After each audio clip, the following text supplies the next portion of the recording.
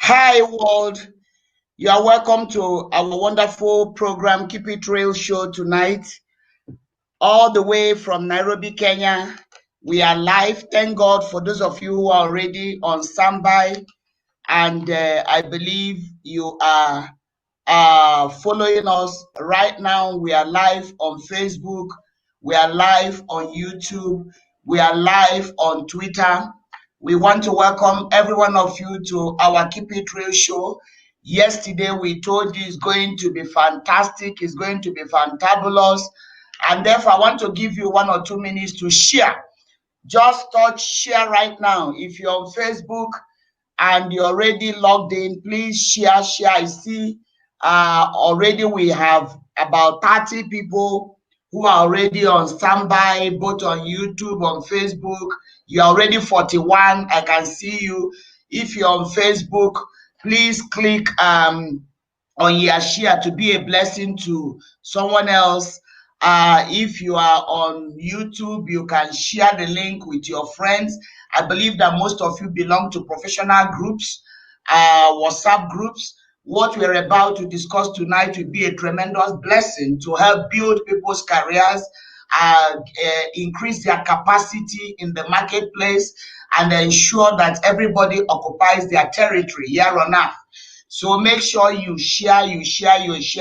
We are already 65.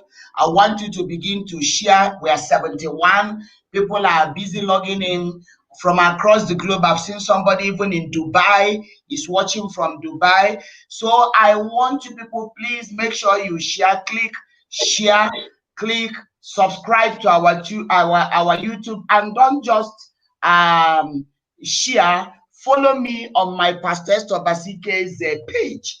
Make sure you follow me. You are my follower. Make sure you like my page. Make sure on my YouTube you subscribe to my YouTube. Those of you in Twitter, I want you to retweet.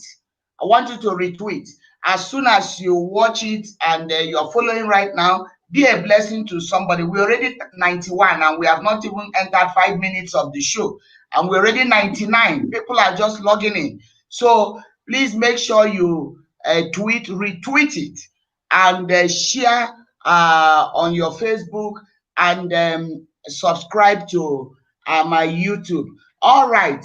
This is just barely 4 minutes after the time, and I am so excited that I am already seeing 100 and something. And I know that as you keep on sharing, more people will be coming in. More people. Don't be stingy with your finger. What it takes you to share is only to exercise your finger. Actually, that's part of exercise, to make sure that your nerves are working well, to make sure that everything is working well. So exercise your finger, and as you're exercising your finger, you are also helping somebody somewhere to get an information that individual should have paid thousands of dollars to go and get in a seminar. When I was in Kigali last year, my guest tonight was one of the panelists. She was one of those that ministered to women in a panel in Kigali. So to get this kind of women, you need to go to a seminar where you fly. I paid my ticket. I paid my accommodation. African Development Bank gave us food, but did not pay for my ticket, and they did not pay for my accommodation. I took care of everything, but they gave us food and they gave us information. So if you are going for such a seminar, you will end up paying a ticket like myself, I did, paying accommodation, but here she is right with us. So you can be a blessing to someone else by alerting them that the show is finally here. So ladies and gentlemen, you know how we do it. We are not stingy with clapping. I love to cheer people who are doing great things. Great people cheer great people, you know. You need to understand that the ladder to greatness is not a sleep and wake up. It is a calculated, diligent effort to climb a ladder to get somewhere. And so when you see people who are up there and you understand what it takes to go there, you will be very, happy with them, and happy for them, and you will clap for them. So it is time for us to welcome our guest tonight, and I want to introduce her again. I'm sure you're already seeing her name on the screen with big abbreviations. So I am going to give you the meaning of those big abbreviations. And this is Mrs. Nnenna Nwabufo. And of course, I've said we are from the same area in Nigeria. We are the Igbos of Nigeria. So I thank God that we are making waves even in the marketplace. She is the acting director general, Africa Regional Development and Business Delivery Office, African Development Bank Group, Nairobi, Kenya. So, ladies and gentlemen, wherever you are, with God's own, heart and God's own love and joy, when He sees His people making it in life, I want you to give our guest a powerful clapping. I normally call it clapping ovation. Other people say standing ovation, but you see, we are seated, and I know in your homes you may be seated, you may be lying down on the bed. So whichever whatever location you are, or direction you are, or in whichever corner you are, whether sipping a cup of tea, whether sleeping, whether whatever, I want you to keep your hands together as we jam our hands for Madam Nnenna Nwabufo. Let's give her a clap from across the globe. Let's give her a clap from across the globe, especially because she's a child of God. Let's appreciate her and let's celebrate her. Madam, you are welcome. You are welcome. Thank you. And thank you for accepting my invitation. We are honored to have you tonight on this show. So just tell us a few minutes, like you said yesterday, who is this big madam on the screen? I don't know how big this madam is, but we thank God for everything. We can only be as big as God wants us to be, and as big as His purpose in our lives. So, as you already said, my name is Nnenna Nwabufo, Mrs. I'm a Christian, a born-again Christian. I'm married to Reverend Michael Nwabufo, and we have two beautiful children, a boy and a girl. I was posted to Nairobi, Kenya in 2007. I'm currently leading the regional office of the African Development Bank Group. And from this regional office, I supervise the team that handles the bank's operations in 13 countries. Now, the overarching objective of the African Development Bank Group is to spur sustainable economic development and social progress in African countries in order to contribute to poverty reduction. The bank group achieves this objective by mobilizing and allocating resources for investment in African countries, and also we provide policy advice and technical assistance to support development efforts in Africa. So in brief, that's about me and about the African Development Bank. Thank you. Thank you so much. I have noted something. I'll come back to that. You mentioned something about poverty reduction in Africa. You mentioned something like progress and development, sustainable progress and development in Africa. I will come back to those things. Let's first connect with you, then I'll come back to those things about African Development Bank. What does it mean to be a career woman? What does it mean to be a career woman? Because sitting on this seat must have taken you some years. How many years have you worked in African Development Bank? What does it mean to be a career woman? And from what you have said, you use the title Reverend for your husband. That means that your husband must be a minister of God ordained, and yourself, you are in the circular. So what does it mean to be a career woman? Well, whenever I'm asked to define anything, I don't want to go by my definition. So I went online and I searched, what does a career woman mean? And what the internet told me is that a career woman describes a woman whose main priority in life is achieving success in her career and profession. And then it added that these women are more interested in their career than in being married and having children. I completely disagree with that definition. I mean, a career woman is a woman whose one of their purpose is to achieve success in their career and their profession. So if you are a career woman listening to this program, you have to know that you can have a very fulfilled life as a wife, as a mother, as a Christian, and as a senior leader in your chosen career. And like we say in church, the notion that career women are not interested in marriage or children is a lie from the pits of hell. You can be a successful career woman, either married or single. The grace of God is abundant to enable us to excel in all these roles that He has given us the opportunity to work in.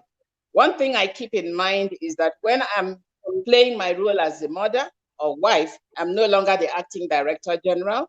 So we must learn to play our roles at home with all humility, and our roles in society with every amount of humility, and also to play our roles in the office diligently.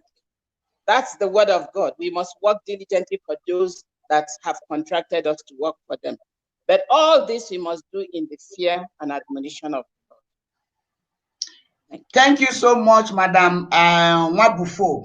I am realizing that there is a lot of consistency that is coming up from career women and career men, especially those of them that are godly, they are born again. There are a lot of similarities and consistencies, and this shows that God is not an author of confusion. I hosted somebody not long ago, and she's a career woman, and she said, when I am at home, I am not the vice president of Unilever. I am a mother, I am a wife.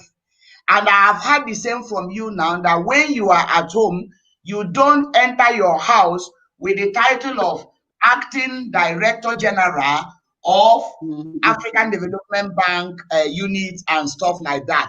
That means we need to be very, very clear about our roles, especially when we are career people, because you have said, I love what you said, and I want people to help me put it on the comments. I would have done it now on the social media, but I don't want to distract myself. You said this belief that career women cannot get married because they are career women. They cannot have a home. That is a lie from the pit of hell.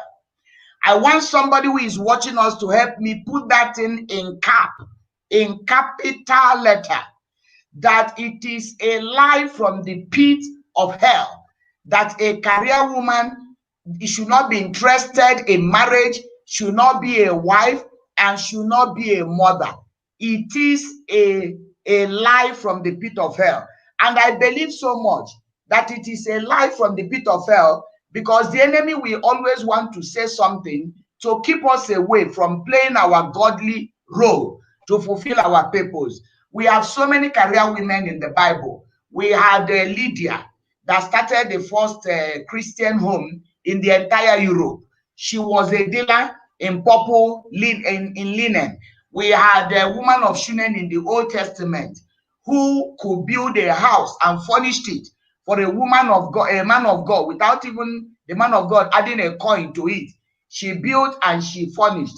We have Mary Magdalene and the women in Luke chapter 8 that sponsored the kingdom business under Jesus. They were financial pillars. So I agree with you that you can be a career woman, you can be a wife, you can be a godly mother, and you can be friend and sister to so many people. Thank you for that. Let's go to the next question. You are a born-again Christian, and you are not ashamed even to declare it publicly. You know, there are people today who occupy very high positions, and they try to shy away from declaring their faith. So they don't want even their office people to know that they are born again. They just say it is diplomatic. But you are, since yesterday, you've been consistent about your faith. So how does your faith complement your career or conflict with your career? I want to understand why some people who are born again don't like to declare their faith in the public when they are high there. Does it mean your faith conflict with your career, or does it complement it? Well, I don't know why people will hide their faith. Maybe we'll find some of them and ask them that question. But one thing I can tell you, and I can gladly say is that my faith complements my career. And I think it depends on how you approach your work. The Bible calls us to be light, to be the light and salt of this world. Light shines to show the way, and salt seasons. So there is therefore no room for my career to be in conflict with my faith.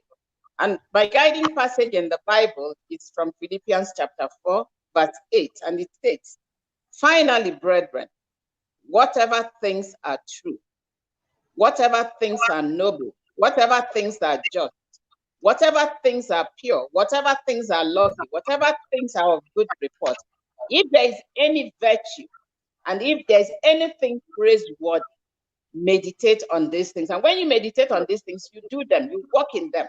So when I'm faced with a situation that may conflict with my faith, I ask myself, is this noble? Is it just? Is it pure? Is it lovely? Will it be a good report, to the people that are looking up to me? Will there be any virtue out of it? Will it be something praiseworthy?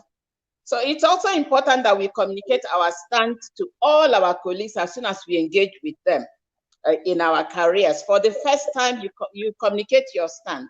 And so if we start playing games or making compromising decisions in our careers, then we lose the moral ground to say no to things that do not meet the expected standard.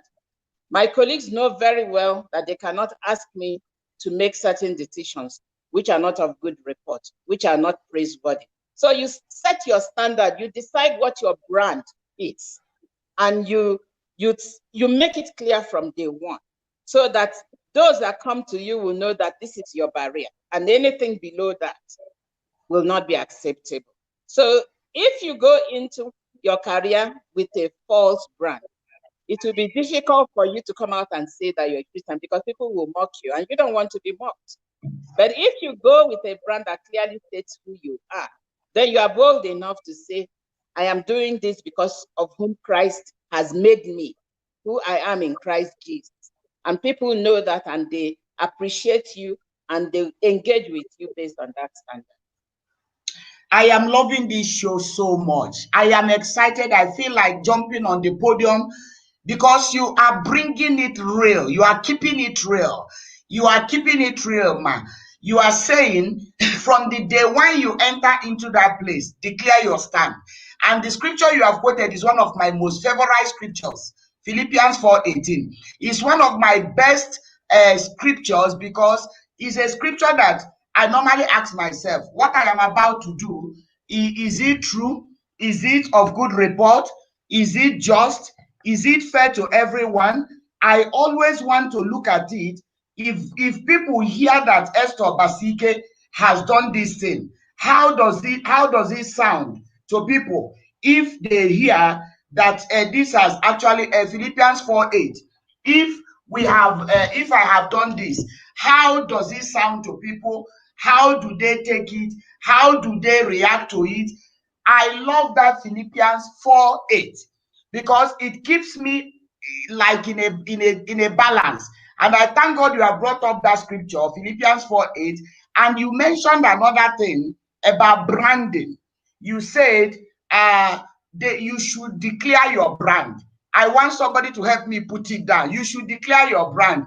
When you enter an office or a business, declare your brand. Who are you? And if you don't declare your brand, people will mess up with you. And I love what you said, that in your office, they know there are decisions, you have barriers.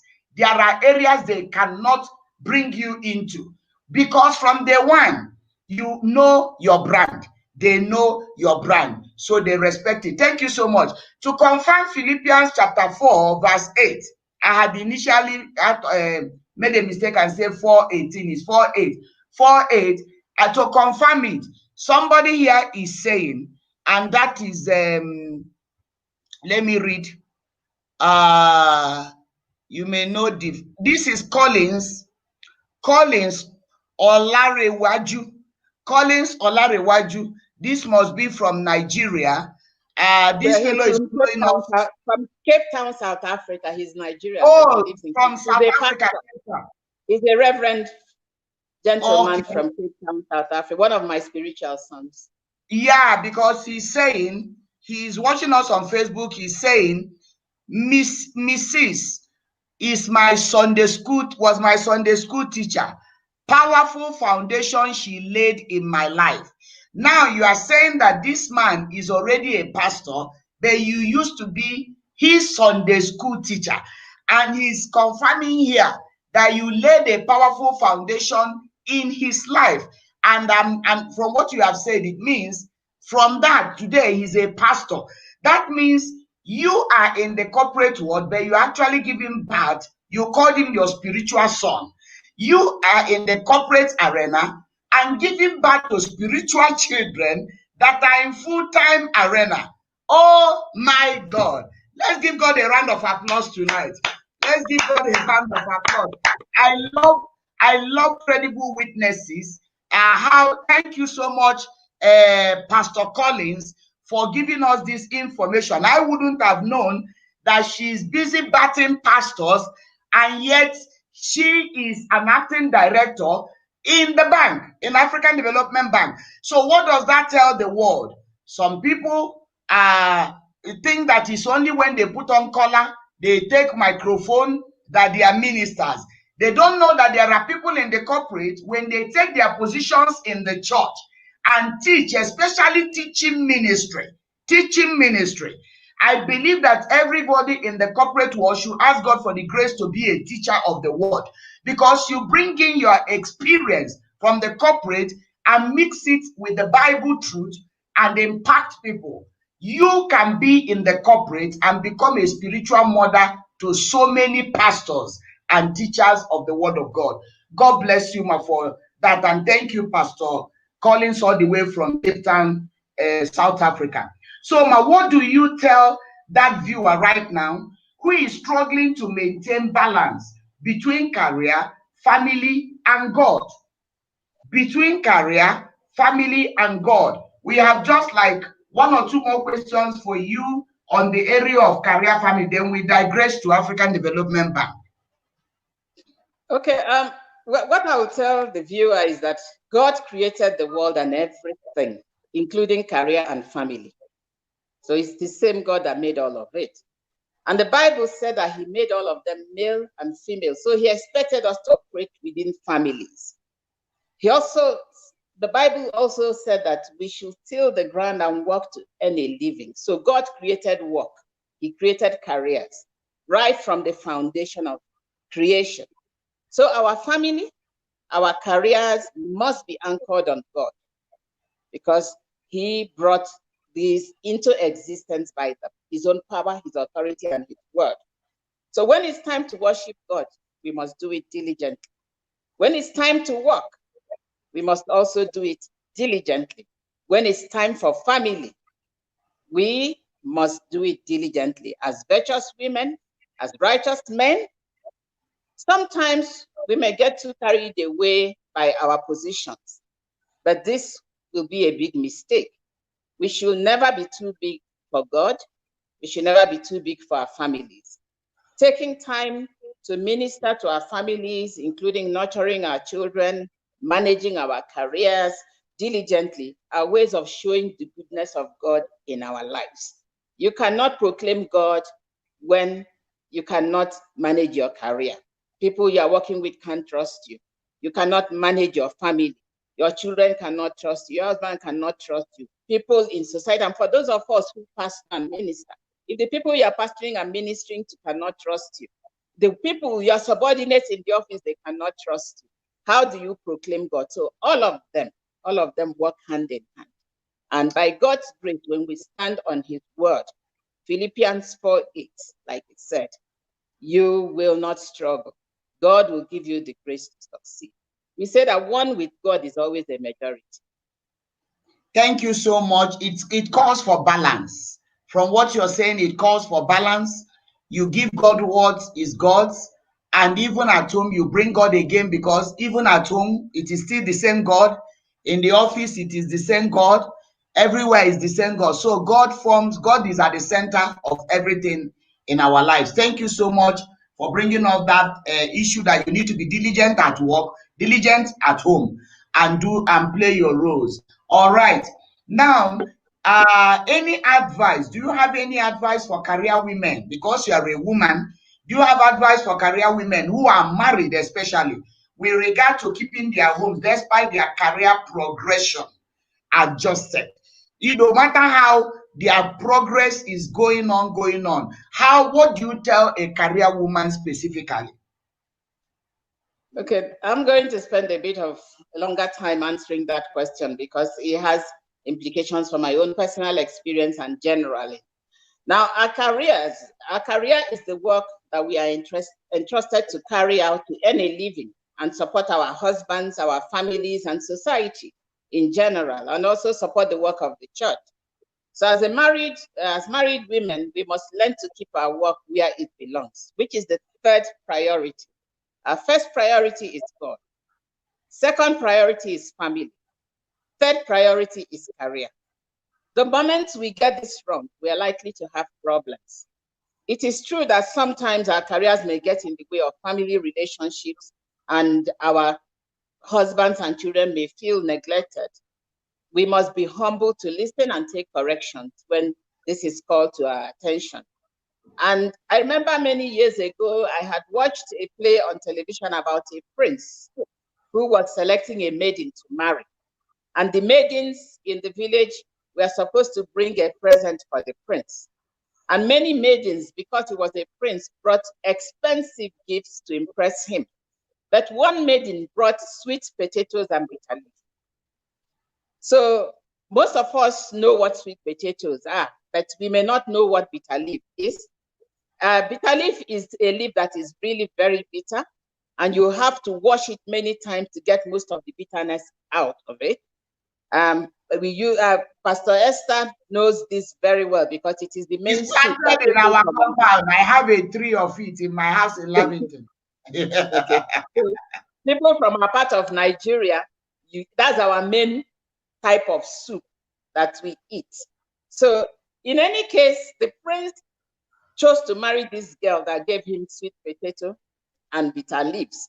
And he asked the girl, why did you bring these gifts? The girl said that her mother had told her that marriage can be very sweet, but sometimes marriage can be bitter. There will be misunderstanding in your marriage, in our marriages, from time to time, at home, and sometimes, not all the time, it may be because of our career. We have to, and just like we wash the bitter leaf at home to remove most of the bitterness, we have to do the same in our marriage relationship.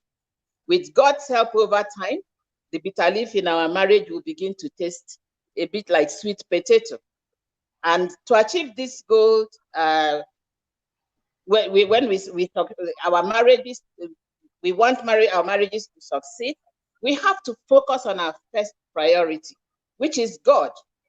Once we get it right with God, He will surely guide us through the second and third priorities, ensuring that we maintain a healthy balance. Sometimes our problem is also that we are too focused. We are too focused on our career success. We want to succeed, so we forget God, or we sacrifice our family just to be able to make it big. But we need to focus on God. For example, in the Bible, we know this good old story, or the bad old story, of Ananias and Sapphira. If Sapphira was focused on ensuring godly conduct, she would have saved at least her own life. But I believe she would have even saved the life of her husband as well. So, and marriage is between two people who did not grow up in the same home. They didn't have the same parents. They didn't go to the same school. They didn't have the same exposure.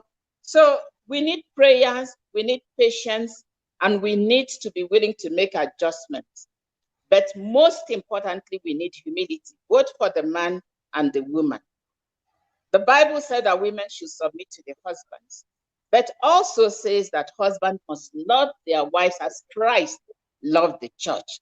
And the same text continues to say that we should submit to one another out of reverence for Christ. So if the wife and the husband listen and they walk in this godly directive, there are no differences they cannot overcome.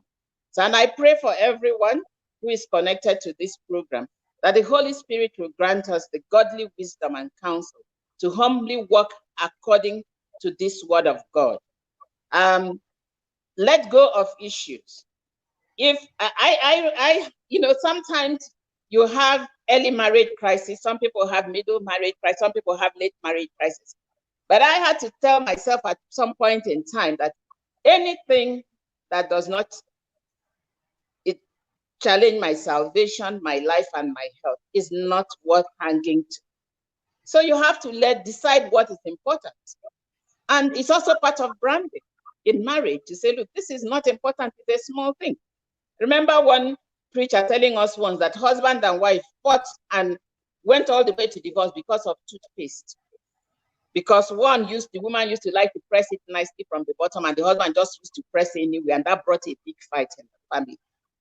Their life was not in danger, their health was not in danger, their salvation was not in danger. Why so much fuss about such things? Thank you. Thank you so much. You are really showing that you are a pastor's wife. You have given counsel, you have preached, you are in the marketplace by producing ministers of God.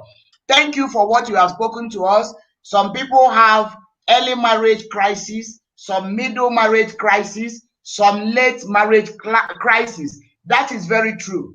There are people that when they get married, the first 5 years is so turbulent, so terrible, that is like a break or make, but eventually they succeed and they become the best of the friends.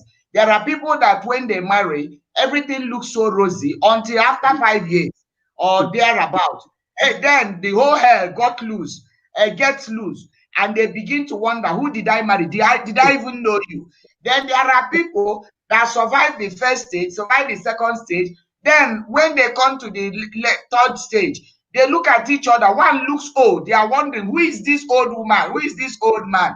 And trouble begins. And trouble begins. So whichever category, whichever class we find ourselves, I love what you say. Ask yourself, this trouble, you said you asked yourself, this trouble, is it a threat to my life? Is it a threat to my salvation? Is it a threat to my health? If it is not a threat to those three things, they don't want paying attention to. I can tell you it is true. Ourselves have been in marriage for 20-something years, and we are still learning each other until one day I told myself, you know what? Any argument, anything that will take away my energy here, and it is not in any way making any headway to add value to us, I don't think I have energy for this. So it is important that we come to a point where we talk to ourselves and ask ourselves, how does this improve? How does it actually help? Does it add or does it reduce? And if it doesn't add, forget about it. And if it's not a threat to you, you can endure it. You can endure it and continue with your life. So thank you so much for sharing that. Before we move on, I want to remind our audience, make sure you are sharing this program.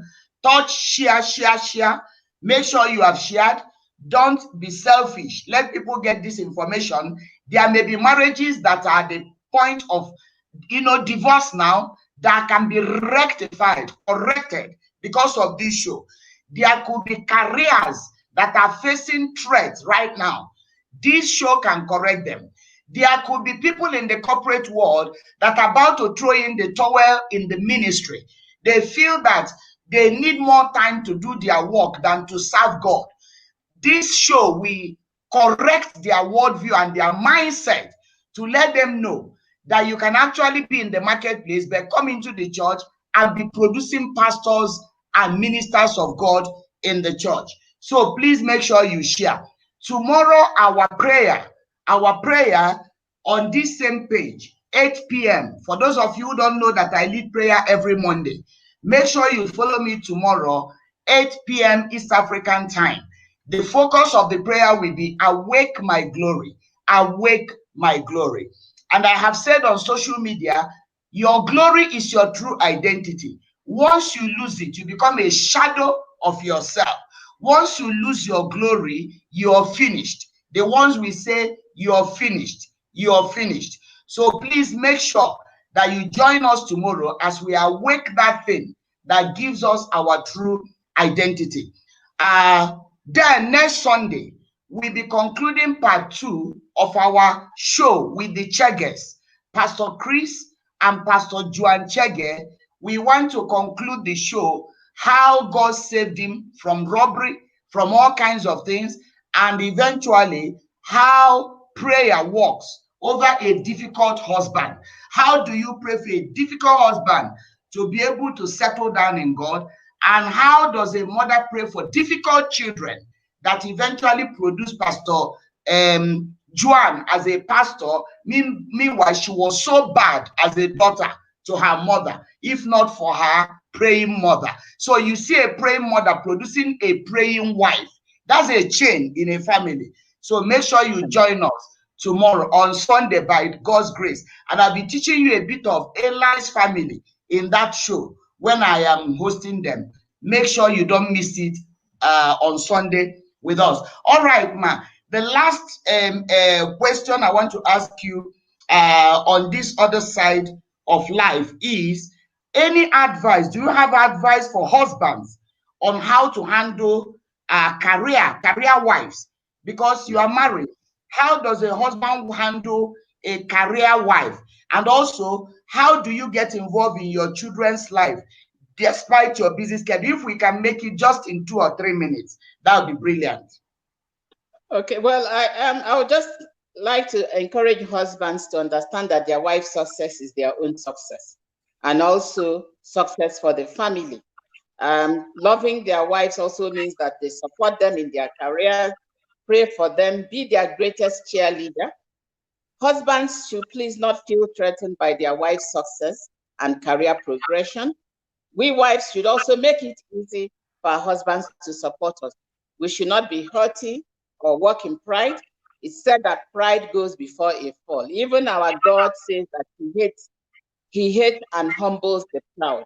Husbands, please love your wives as Christ loved the church. Even when you correct your wives, correct them in love. And I pray that God will bless all husbands in Jesus' name. In terms of getting involved, I must say that sometimes our careers keeps us very busy with many meetings and travel. So we have to get involved. For example, for me, when the children were here and were staying with me, most times I live with the children where I work, and my husband pastors in Nigeria.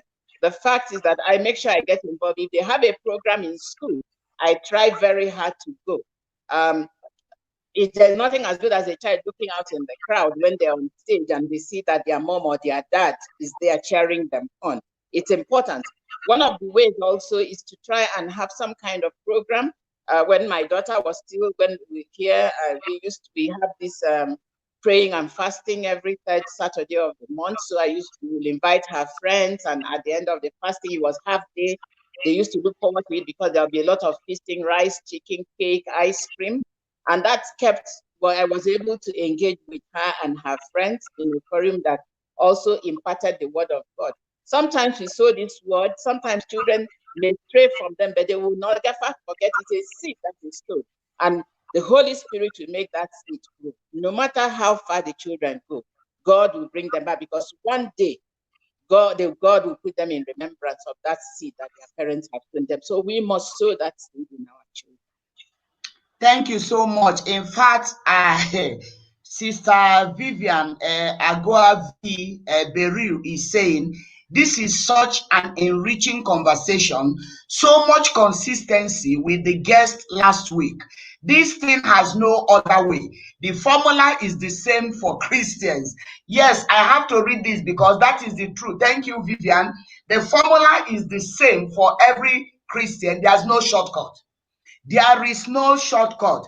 Any Christian who thinks what they are talking, I will do my own, you will fall. That one I can guarantee you will fall. She has mentioned exactly what the last guest said. If you are a husband, don't be threatened by your wife's career. Help your wife. Her success is your success. After all, Proverbs chapter 31 woman, because of her success, the husband was respected and honored at the gate. But they worked as a team. The woman respected him. He cheered the woman, and they became a team that won. So husbands, help your wife. And you have said, even when you are correcting your wife, do it in love. Don't do it in anger. Don't do it with a lot of vengeance. Because again, when you do it, you provoke. And that can also lead to something else. But there's a way you correct your wife. And even if she's stupid or arrogant, she will listen. And initially, you mentioned the issue of humility. That we both couple, both the husband and wife, must approach each other with humility. Thank you so much for that. Somebody is asking, the same Vivian is asking, she says, I have a question. How do you maintain long distance marriage? It seems common with career women. Correct. Long distance marriage, your husband is in Nigeria, you are in Kenya, and maybe you'll be moving like that. How do you maintain a good marriage, even though there is distance? This is a very powerful question. If you can answer in just few words, we'll appreciate it. Well, for me, I think sometimes I tell people who want to hear that a lot of my salary, which money is money I would have saved, goes into travel back and forth to Nigeria. And sometimes I try to buy the ticket. The ticket is so expensive. And I say, well, if I'm not able to afford this ticket to go home, then I don't know what I'm doing here. So we tend to go home a lot. I tend to go home a lot. Sometimes, even when I used to live in Tunisia, that was further. Sometimes, even for funerals of close family members from my husband's side, I will make a 3-4 day trip back home to be by his side to mourn with him. Like last year, I think I must have been in Nigeria up to 7 times. Sometimes just for a few days and come back. Coronavirus also has added its own go slow this year. But definitely, I travel a lot back home, and my husband also comes to visit. With the children, I make sure that we are home for Christmas. We are home for Easter. We are home for long vac. So, but myself, most times, when I find 3 days here, 4 days here, I go back home to make sure that I'm also in touch with my husband and also with what is happening in the church in Nigeria. And of course, we speak on the phone, and with WhatsApp video now, you can chat as if you're sitting next to each other. That's very good. I'm sure this is very helpful to career women that maybe because of your job. The same thing, the last host also had, the previous host had the same problem. She was living in Kenya, the husband in Nigeria. She was in Cameroon, the husband in Nigeria. So it is common with career women, but like you have given the formula, it will be more expensive. For the mere fact that you are a career woman or a career man, because it could be the other way around. It could be the man who is traveling, who has that job. It also suggests that you are able financially to sustain the traveling based on the type of income you have. So there must be a price to be paid to make sure that that vacuum is covered. And I love what you said, create time for your children. Children love to see their own parents cheering them. When a child is running, when a child is reciting poem, when a child is presenting anything, the first thing they do is to look out for their mother or their father or both in the crowd. And if you are not there, you have already demoralized them and demotivated them. But once they see you, they are so happy and hyped up, for the competition, and be interested also in their academic performance. Be able to know their teachers, go and sit down with their teachers, know the subjects that they are doing. My husband and I, as busy as we are, like a busy bee, we had all the time for our children in school. There was no parent day, either of us was not there. I can't remember one. We must put our itinerary in a way that one must be there. You will sit there for hours, going from one teacher to another to understand. That should be a priority in our lives. So thank you so much for answering that question. All right, let's digress a bit to your career now. The job of African Development Bank. I watched you on television not long ago, and it was an interview on an international television, and they were asking you what African Development Bank does, and you were able to say a few things. I know we may not want you to say exactly what you said on that TV, because that one was for TV. Here we are keeping it real. We want to interact with you, so we want to be practical. We want to know exactly how ourselves we get involved and how it relates to us, not how it relates to other people, but how it relates to all these people that are watching us. Now, when I was in Rwanda, Kigali, with you people last year, I was so touched by the story that was shared by Dr. Adesina Akinwumi, the president of African Development Bank. I was so touched. He talked about how he initiated these 50 million women African, 50 million African women speak. That's the African entrepreneurs. And he talked about how he flew on a flight in Nigeria some years back. And the women that I want everybody to listen to this interesting story. When the man was in the plane, the women that were sitting with him could not allow him to move, could not allow him to have freedom in the plane, could not allow him to even to find the tray to eat. That thing on the table on the plane was a problem. The women were so fat. The women were so fat that they occupied the whole territory, and this man was squeezing in between.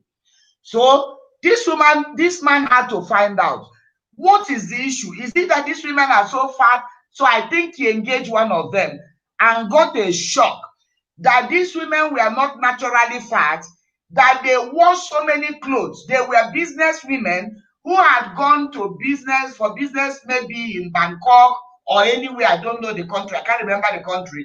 And in order to cheat on the weighing scale for their luggages to be checked in, they wore so many clothes to reduce on their weight, their baggage allowance.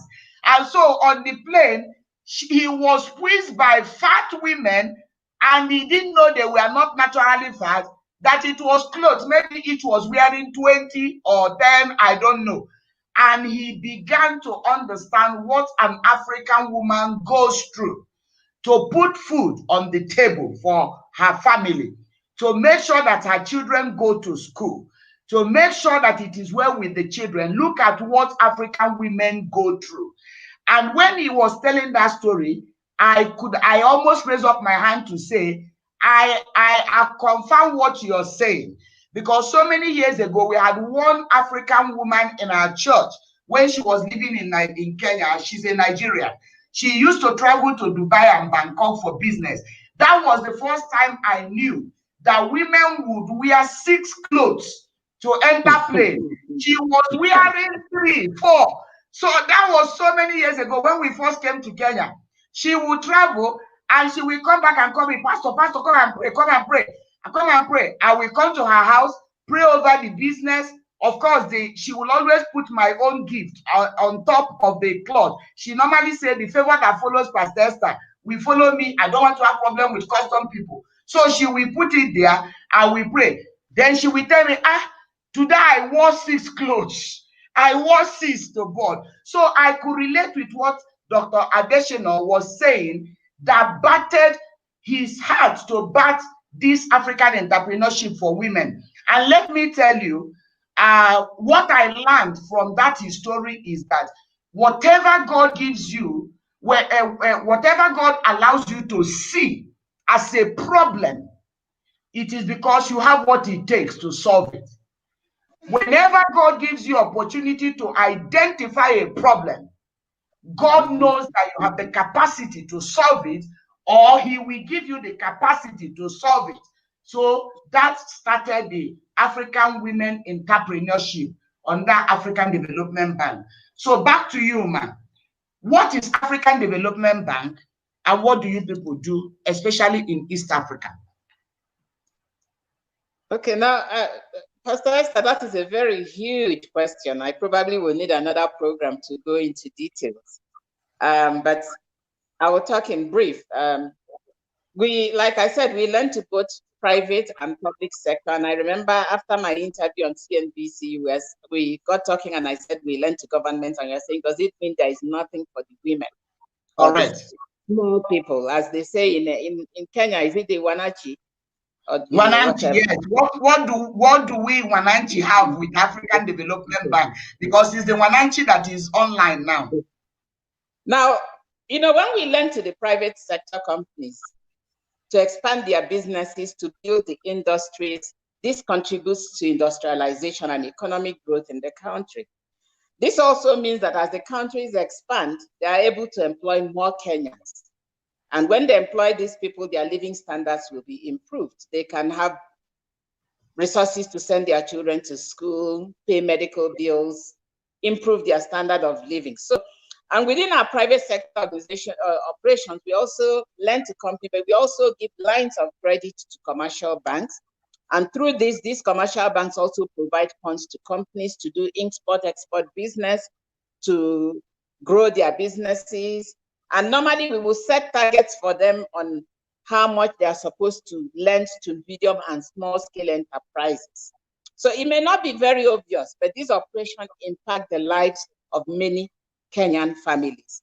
But specifically on the lending that we give to governments, and I'll give examples of what we've done in Kenya in 5 sectors. I have an extensive example, but I don't know how much time will permit us. The first one is in the TVET, the Technical and Vocational Education Training in Kenya. In the last few years, we have supported the government to construct 8 technical training institutes, and these are Nandi, Kilifi, Wairi, Bungoma, Kericho, Kitui, Migori, Nyeri. So it's not actually in Nairobi, it's where the people are.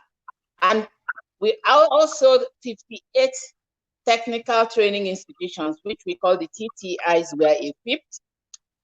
In addition, the project also had ensured that we had an inclusive access and supported 4 public special needs TTIs in Homa Bay, 1 in Nairobi, Siaya, and Machakos. So they benefited from construction of new engineering departments, workshops, training equipment. We built dormitories with 200 bed capacities. And we also provided these students, because these are students that are challenged, with learning devices to support them. And through this project also, about over 500 TVET trainers and technicians have been trained. 3,000 Kenyans youths got scholarships to go to TVET schools.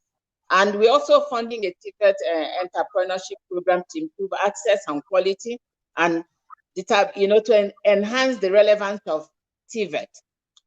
We also have supported the African Virtual University to establish distant learning centers at Kenyatta and Egerton universities. And this particular project has been implemented in 25 higher institutions in 21 countries in Africa.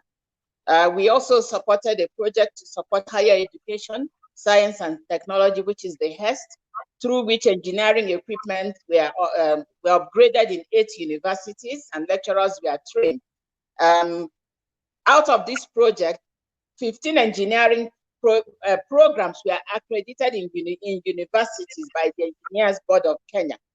But before, they didn't have accreditation because they lacked the required standards. But through this project, we also, through this project, assisted the Southern Eastern University of Kenya, the KESU, in Kitui, to start a new course on engineering for the first time, because we provided them with the equipment that they needed.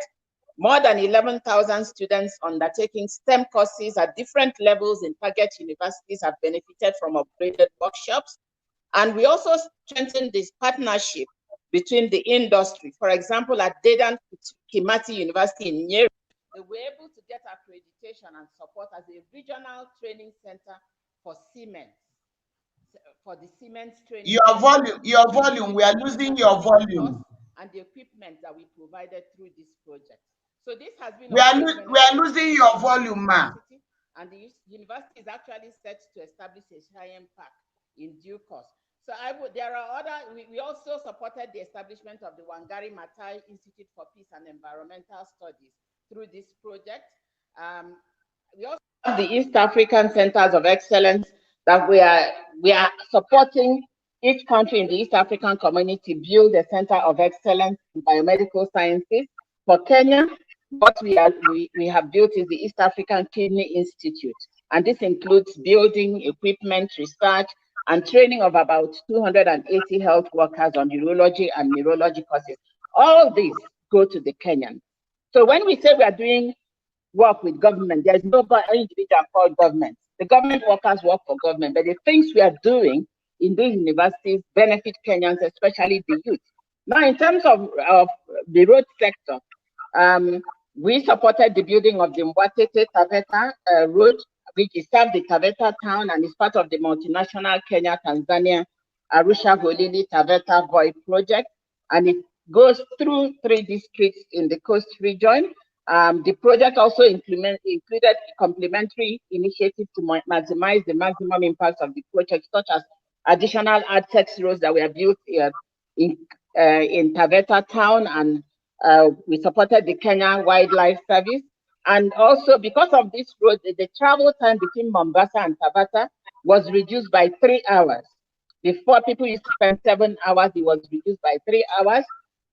Also, the travel time within the county, the city also, some of the times there were certain areas that took 45 minutes and 1 hour. It was reduced to 15 minutes when the project started. And actually, we did a post-completion evaluation report on this project and to see what it brought. What we saw is that the improvement of the road has seen new investors in education. That was when the Bridge International Schools and Kenya Medical Training College set up campuses in the region along the Mwatete Taveta Road. Some hotels, the hotels around that area reported that their business went up by 50% when the road project was completed. We also have the Mombasa-Addis Ababa road that went through Marsabit, Tobi, and Moyale. Before this road was completed, people coming from places like Moyale all the way to Nairobi, there was really no road. They had to go with food trucks. Sometimes it took them up to 3 days or more to get to Nairobi. But with this road now, it takes about a day for people. And immediately after the road was constructed in 2013, it cost 2,500 Kenyan shillings to travel from there to Nairobi, from Moyale to Nairobi. It dropped to 1,500 in 2018 when the project was completed. And between 2002, because this road also connected Kenya and Ethiopia, so the trade between Kenya and Ethiopia grew by about 400%, and the cost of living in the northern regions of Kenya reduced due to a sharp decline in the price of goods. People could not bring goods. Transport was not that expensive. As at that time, 50 kilograms of a bag of cement was 1,300 in 2013, but it dropped to 850 in 2018. And new companies, bus companies, today you have about 7 buses traveling between Moyale and Nairobi on a daily basis. This didn't exist before that time. The Nairobi-Thika Highway was financed by the bank as well. And also we have other projects. I'm just mentioning a few. In the water sector, we have many projects in the water sector that has been implemented in Nakuru, in Naivasha, in Muranga, in Nyahuru, Isiolo, Migori, and Kibera slums in Nairobi, Kitui, Maua, Altaya, Mukue, Ini, Siaya, Bondo, Yata, Nairobi City, Keroka, Isebania, Kericho. So, and about 2 million households have benefited.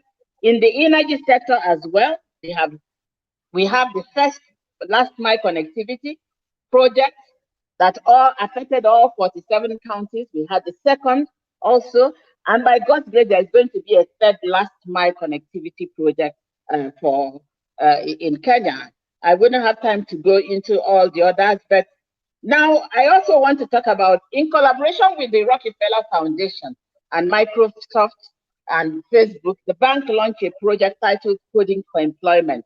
And this project aims to equip youth with demand-driven digital literacy and fourth industrial revolution skills through facilitating access to digital infrastructure, access to demand-driven ICT and entrepreneurial skills, and linkages to the job market. In Kenya, the bank is partnering with the University of Nairobi with the support of other private sector companies such as Microsoft, Facebook, and Safaricom, among others. And the Coding for Employment program has trained about 234,000 youth, created 9 million jobs. The plan is that it will train 234,000 youth and create 9 million jobs within 10 years in Africa. But our on-site centers and digital training platforms have as of today, equipped 23,000 youth from 45 countries in Africa with digital skills. There's a lot of information on our website. Just go on the web and type coding for employment, and you are going to get a lot of information on that. We also have the Youth Entrepreneurship and Innovation, which we call the YEI. It's a multi-donor trust fund. It was launched in 2017, and the goal is to strengthen the employment and entrepreneurship ecosystem for young people in Africa by funding incubator programs, providing them with access to finance, study and reform programs that will foster the development of innovative startups that are being created and led by young African men and women. There's also a lot of information on the website on this, and this is supposed to better support innovative young entrepreneurs. And also we have the challenge prize that awards the 20 best African SMEs or startups created by young people, and especially young women as well. The prize winners receive funding, and in addition, the fund offers young people financial support through partners. There was supposed to be a meeting in Kenya this year on that, but COVID took that away. So hopefully, when things improve, we will be able to host that meeting in Kenya. Of course, Pastor Esther, you talked about the 50 million African women speak. This is a project that the bank is collaborating with the East African community, the ECOWAS and COMESA to create. It's an online networking platform for women entrepreneurs. It connects them in ways that will foster peer-to-peer learning, mentoring, and the sharing of information and knowledge within communities. And this is expected to provide women with access to trade finance and market opportunities as they begin to engage with each other and trade with each other. Of course, Pastor, you know about the AFAWA, the Affirmative Action for Women in Africa. And through this, the bank is going to be supporting financial intermediaries with various financing instruments so that they can lend to women entrepreneurs or women empowered businesses in Africa. Now, I had to take my colleagues up on that to say, what is it for the woman who just needs 500 or 50,000 shillings? And they told me that when it is fully set up, there'll be opportunities even for the micro women in Africa. So, and we were supposed to actually have some kind of publicity with women groups in Kenya on that to brief them about what we are planning this year. But COVID also, but as soon as things improve, we are going to have that open day to talk about the AFAWA, how it can help the women in Kenya.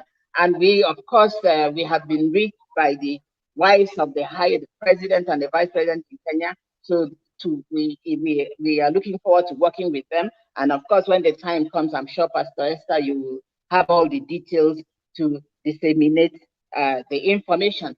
We also have the Africa Women in Business Initiative.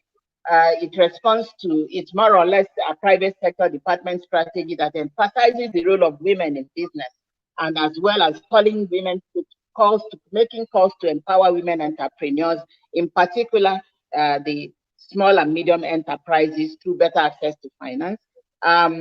Generally, also in the office here in Nairobi, we receive groups from schools, could be universities, it could be secondary schools, it could also be organized by a team that are bringing young people. We bring them to the office, we talk to them about the work we do, we encourage them to be the best in whatever they are doing. So we have those, we used to do that at least receive one group every 6 months or every quarter.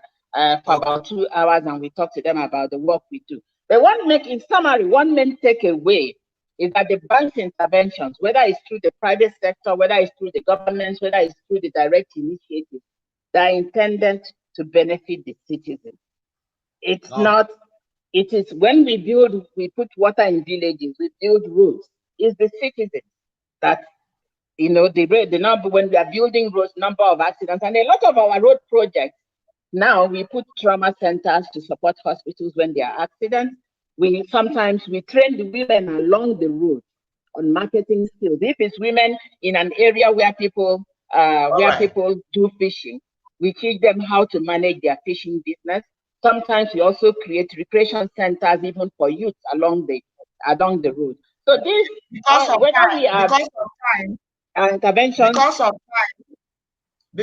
time, we have just like 5 minutes more. Because of time, I want to bring up something that I will know will interest the listeners to follow up with you after this, because from what we are hearing, African Development Bank, you people have done incredibly, is unbelievable. People are saying, what an impact. People are saying all these things we have done in Kenya, they have no idea. So this platform actually has created a serious platform. People are saying, thank you, Pastor Esther, for allowing us to have this kind of information. People don't know about this, that there is something African Development Bank is doing to this magnitude. So because of time that we have barely like 5-6 minutes to round up, I want to make sure that people are able to follow up after this. You mentioned about award-winning entrepreneurship outfit that you people do. I want to affirm it. When we were in Kigali last year, among the people that won award as female entrepreneurs, there were 2 Kenyans that won award for their innovations, their initiatives in Kenya. And last week I got to know about, I had to ask to be given their companies. I want to study their companies to know what they did that made them to win award, because one was given $25,000. That's about 2.5 million Kenyan shillings. Another one was given, if I remember very well, $20,000. That should be about 2 million, if I remember very well. Or either that both were given $25,000 each. It's either they each got $25,000 each, or one got $25,000, one got $20,000, none got less than $20,000. I was in that dinner that night, and it made me so proud that I came from Kenya and look at Kenyans winning awards in that place. But my concern was, how could they have done this kind of selection? And many people in Kenya, female entrepreneurs, they didn't even know that there is a selection like this. Personally, myself, I bring in entrepreneurs every year. Every July, I bring in female entrepreneurs in a seminar, about 4 hours, 5 hours seminar, and we normally partner with KCB, the bank. So every year I bring in those entrepreneurs, female entrepreneurs. How come I did not know that there was a selection for that kind of a thing until I got to Kigali? So there may be people out there who are not aware of these things, and I know we don't have the time for you to explain how these things work. So that will be number one. The Kenyans want to be part of the competition. They want to have access to understand how the international market is doing and how they can be part of it. Then you talked about 3,000 youth, Kenyan youth, getting scholarship. How do the youth that are watching us right now, or parents who are watching, and they are saying, when did this happen? And my children, they don't know. For instance, myself, I mentor secondary school girls every year. I take secondary school girls for mentorship every year. And I don't know that there is an access for scholarship for youth, and 3,000 have already benefited. So, ma, before we close this thing, I want you to answer specifically in these 2 directions.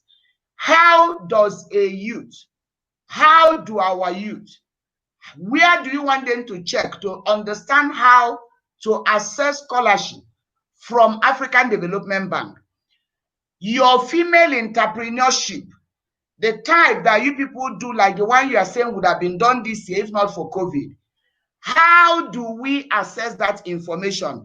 And kindly, we need your website, the website of African Development Bank. Somebody said, what is the website we can view all these projects that your bank has supported? It seems like you have done so much and vital, but this information is not in the public. Why is that? That fellow is asking you, why is it that is not in the public? So they want the website so that they can study African Development Bank, know how to follow and how to benefit. Then I want to acknowledge my own husband, Pastor Prince Obasi-Ike. He wrote and said, it's heartwarming to note that you can be in the marketplace and bat full-time pastors. What this means is that it is not only pastors that can bat other pastors. Well done, man. Your brand speaks loud. Your brand speaks loud that you are from corporate and you are batting pastors in the ministry. Congratulations for that. So as we wrap up, please give us your website.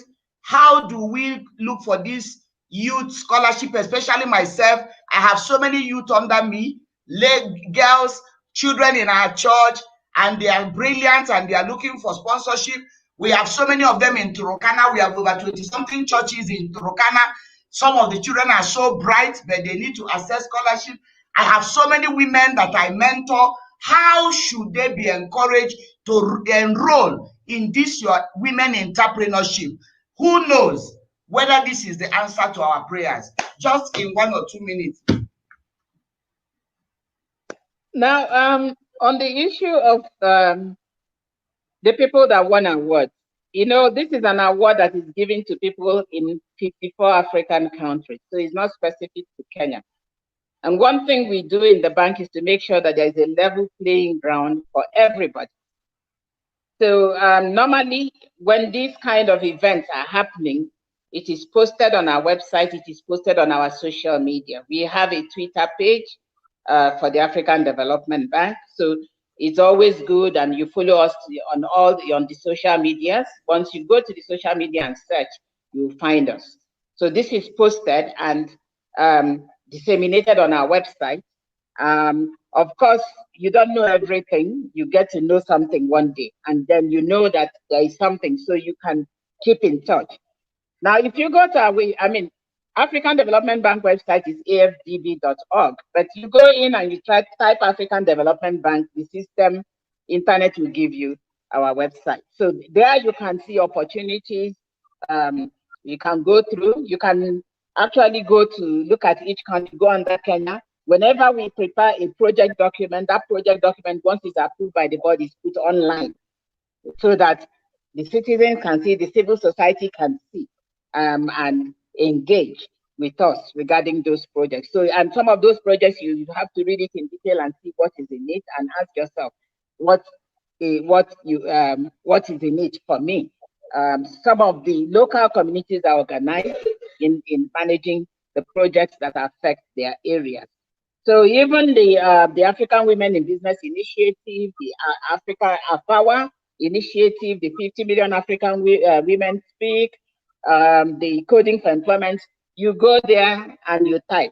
Some of the information I'm giving you, I also got them from there because there are specialists within the bank doing this. What we do is we coordinate the programs at this. So there is a lot of information, and a lot of them, like if you go to the Youth Enterprise Innovation Multi-Donor Trust Fund, if you go into, you type it and you go in there, or there is actually a sometimes a contact email address that you can write to them and engage them. So get engaged. Social media is good for things like this, so you can get engaged. Now, in terms of scholarships that come with projects, the key thing to understand is that these are projects. We give the government money to implement the project, and we define how we want them to implement it. So Normally, the government will set up a committee, set up the parameters, and there may be catchment areas. It may be scholarship for children that are already inside the school that is implementing it. But like I said, if you go to our website, you will see all the documents for all the projects that we are implementing in Kenya. Yes, it's true that the way I've presented this information, that if you go to our website, you may not find it exactly that way. In terms of what has the project achieved, we are working on that to try and have an annual documentation of our project achievement so we can put it out there for the public to see.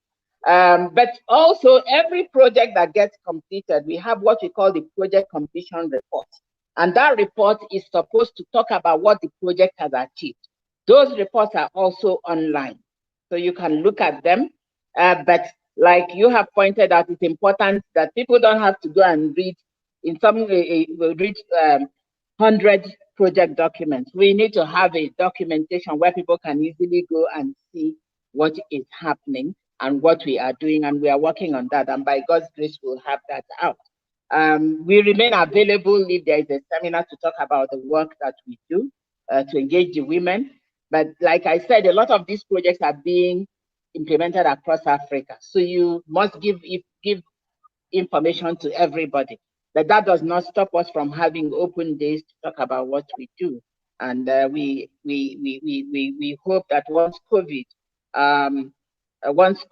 allows us, that we are going to have this particular conference or workshop where we can talk about their power project and how it can impact even the commonest person in the smallest villages across the country. All right. Thank you so much, Madam Nena Nwabufo. Thank you so much. I wish we had all the time, but our time is far gone and very well spent. Thank you so much. We have so many comments which will be very relevant for you and for African Development Bank fraternity. I want to believe that they also watch and they will watch later to see the comments people are making. That will also help them. And it appears there are quite a number of people from Nigeria who are following us, because some are asking, are you doing something about Nigerian youth? What are you people doing in Nigeria?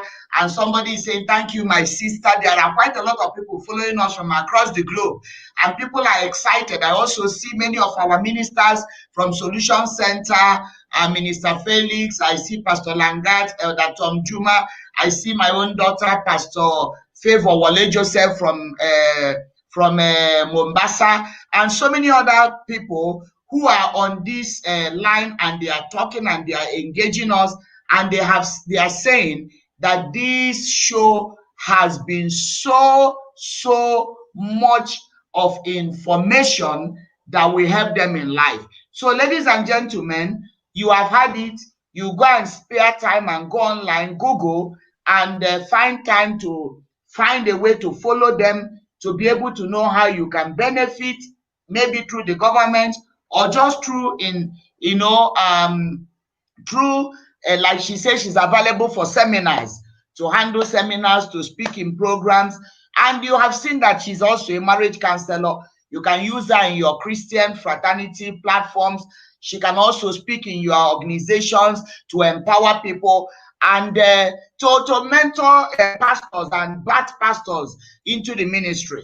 So thank you so much, and don't forget, tomorrow on this same Pastor Esther Obasi-Ike's Facebook, we will be hosting my prayer night, 8 p.m. on the topic Awake My Glory. When your glory has been robbed you of, you are finished and you live a life of a shadow. And I know there are many people, it's their shadows that we are seeing, not the substance. But we shall awake the substance tomorrow, 8 p.m. And your family, some of you, your families, your marriages, your careers have lost their glories. They are just walking shadows. I pray that tomorrow we shall awake our careers and wake our businesses and our homes, and let the true identity come on board. Then don't forget to share this on your Facebook, YouTube, and those on Twitter. Please help me to retweet. And don't forget all our programs across the week. Friday, Pastor Prince will be hosting Hour of Prayer, 8 p.m. Wednesday, I will keep on teaching on the book of Ecclesiastes. Then on Sunday, I'll be hosting the Cheggers family to see how the prayer of a mother can birth a pastor and how the prayer of a wife can make a husband and vice versa.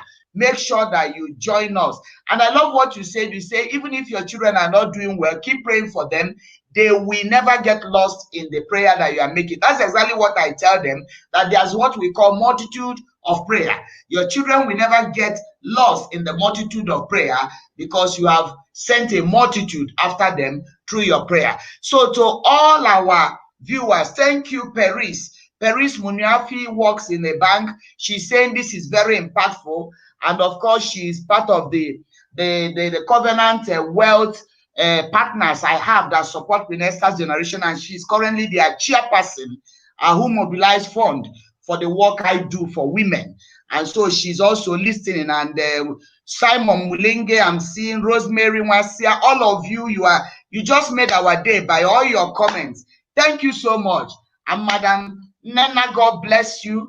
And in 1 second, can you tell our audience your parting shot in 1 second, then I log out? I didn't hear what you said. I don't know, for some reason it's quite low. You said I should?